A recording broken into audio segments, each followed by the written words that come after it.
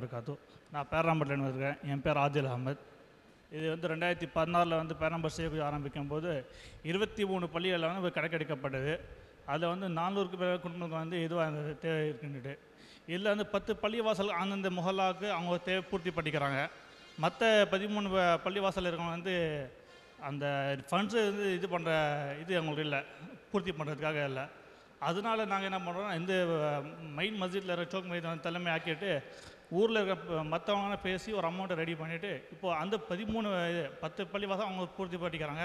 மற்ற 13 பள்ளிவாசலுக்காக சோக் மஸ்ஜிதில் வந்து அந்த குடும்பங்களுக்கு கொடுத்துட்டோம். கிட்டத்தட்ட இப்போ மாதத்துக்கு வந்து ஃபஸ்ட்டு வருஷம் 100 குடும்பத்துக்கு உணவு கொடுத்தோம்.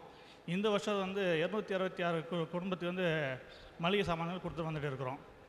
அதேமாதிரி திருமண உதவிகள் வந்து இது வரைக்கும் 33 ஏழை குடும்பங்களுக்கு குமரிகளுக்கு கல்யாணம் செஞ்சு வச்சுருக்கோம். அதே மாதிரி வந்து 38 ஆப்ரேஷன் செஞ்சு வச்சுருக்கோம். இது இல்லாமல் வந்து இப்போ வந்து பெரிய எல்லா வீட்டிலும் வந்து வயசு அன்யூஸ்டு மெடிக்கல் எக்யூப்மெண்ட் ஃபஸ்ட்டில் இருக்கிறவங்கலாம் வந்து வாங்கி வச்சுருப்பாங்க. மெடிக்கல் இது வந்து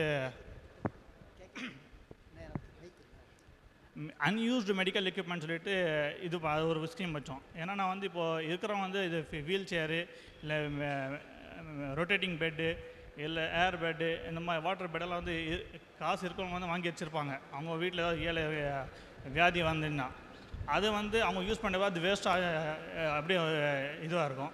அது நாங்கள் என்ன பண்ணோம், இப்போ ஏழைங்களுக்கு வந்து சில பேர் வந்து உடம்பு முடியல படுத்துட்டு பெட் ரேட்டர் இருக்கும்போது படுக்க முடியாது. அதனால் அந்த இருக்க பெட்டை நம்ம வாங்கி அந்த ஏழைங்களுக்கு இது சப்ளை பண்ணிடுறோம். தேவை இருக்கவங்க இந்த கான்ட்ராக்ட் பண்ணி ஷாப்பு இதில் தான் வாங்கிக்கலாம் அப்படின்னு சொல்லிட்டு. அப்போ வந்து அந்த அன்யூஸ்டு மெடிக்கல் எக்யூப்மெண்ட்ஸும் நம்மளோட அவைலபிளாக இருக்குது. அவங்க யாருக்கு தேவை இருக்கோ அதை வந்து வாங்கி யூஸ் பண்ணிக்கிறாங்க. இதே மாதிரி வந்து இப்போது வட்டிக்கு எல்லாமே வாங்கி இது பண்ணுறாங்க. சில இடத்துல வந்து நம்ம பார்த்து வந்து வட்டிக்கு எவ்வளோ இதுவாக இருக்காங்கன்னா ரேஷன் கார்டை வந்து வட்டிக்கு வச்சுட்டு 500 ரூபா 1000 ரூபாய்க்கெல்லாம் ரேஷன் கார்டை போய் வந்து வட்டிக்கு வச்சு இது பண்ணிகிட்டு இருக்காங்க.